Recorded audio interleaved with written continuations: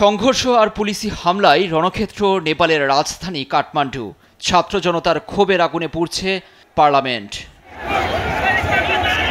সোমবার হুট করে পার্লামেন্টের উদ্দেশ্যে রাজপথে নেমে আসে হাজার হাজার মানুষ। অন্যান্য সরকারি ভবন লক্ষ্য করেও চলে ছাত্র জনতার হামলা। সরকারের দুর্নীতি ও সামাজিক মাধ্যম নিষিদ্ধের প্রতিবাদে সরব জেএনজি প্রজন্ম। আন্দোলনকারীরা নিষিদ্ধ এলাকায় প্রবেশের পরই ছড়িয়ে পড়ে তুমুল উত্তেজনা। সাধারণ মানুষ লক্ষ্য করে নির্বিচারে কাঁদানে গ্যাস ও তাজা বুলেট ছুটতে দেখা গেছে পুলিশ ও অন্যান্য নিরাপত্তা বাহিনীকে। হামলায় আসছে হতাহতের খবরও। পুলিশের গুলিতে আহতদের নিতে দেখা গেছে হাসপাতালে। অনেকের অবস্থা গুরুতর বলে জানা গেছে।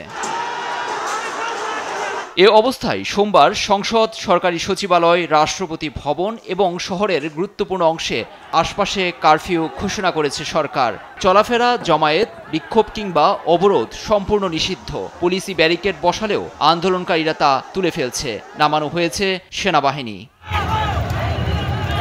বৃহস্পতিবার প্রধানমন্ত্রী কেপি শর্মা ওলি নেতৃত্বাধীন সরকার ফেসবুক, ইনস্টাগ্রাম, হোয়াটসঅ্যাপ, ইউটিউব ও স্ন্যাপচ্যাট সহ ২৬টি সামাজিক মাধ্যম নিষিদ্ধ করে। এ নিয়ে দানা বাঁধে ক্ষোভ। তবে মত প্রকাশের স্বাধীনতার নামে অরাজকতা মেনে নেবে না বলে হুঁশিয়ারি দিয়েছে সরকার।